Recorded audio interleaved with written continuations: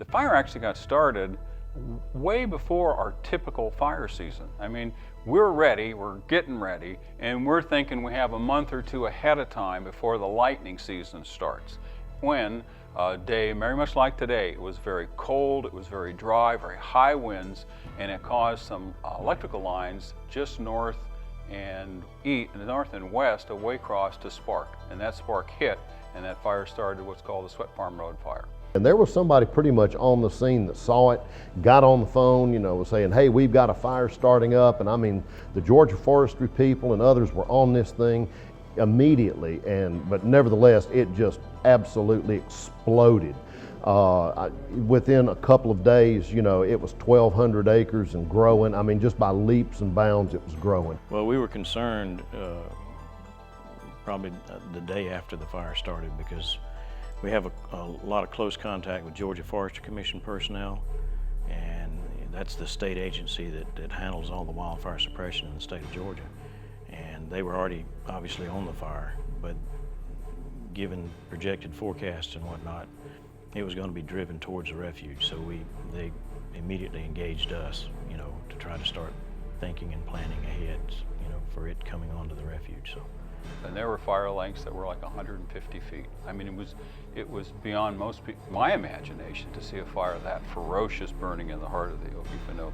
It looked like a mushroom cloud right out beyond those pine trees, right out off the back of our parking lot. It was just, the whole sky was full of it.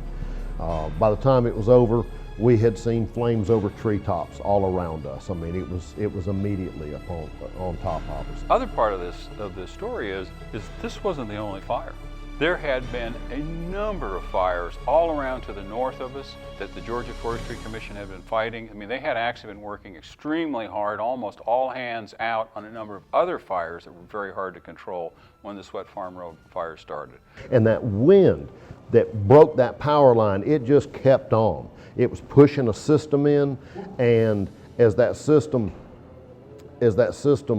continued, it brought in some thunderheads with it, and they swept down across the swamp, of course fanned up the fire that was burning too, and as it swept down into the swamp, it popped some lightning in a line all down in the swamp. It lit up an area in Floyd's Island Prairie. It lit up a couple of spots out on Bugaboo Island, and at that point, we had, different fires going within the swamp itself. Basically, the world was on fire out there. I mean, the most experienced Georgia Forestry Commission firefighters and dozer operators just said this exceeded anything they had seen in their very seasoned career. They basically ran beside the fire and just tried to keep it from getting wider. When it comes down to it, the state agencies are the real critical forces that help us fight, because that's what they do every day. And most of the firefighting, the actual on-the-ground firefighting down here, is done with what we call tractor plow units. They're a dozer with a fire plow on the rear, and you may have hundreds of these tractor plow units scattered around the perimeters of the fire, trying to work up the edges of it and eventually get around what we call the head of the fire, which is the fastest moving part of the fire. Fire is one of these fickle things that it's different every time. It burns a different pattern. So as long as you have this landscape with a variety of patterns, you have all sorts of built-in resilience and diversity for your species. Okefenokee Swamp is a fire-adapted, fire-shaped, and to some extent even fire-dependent landscape. The Okefenokee Swamp needs fire to maintain itself as a swampy ecosystem.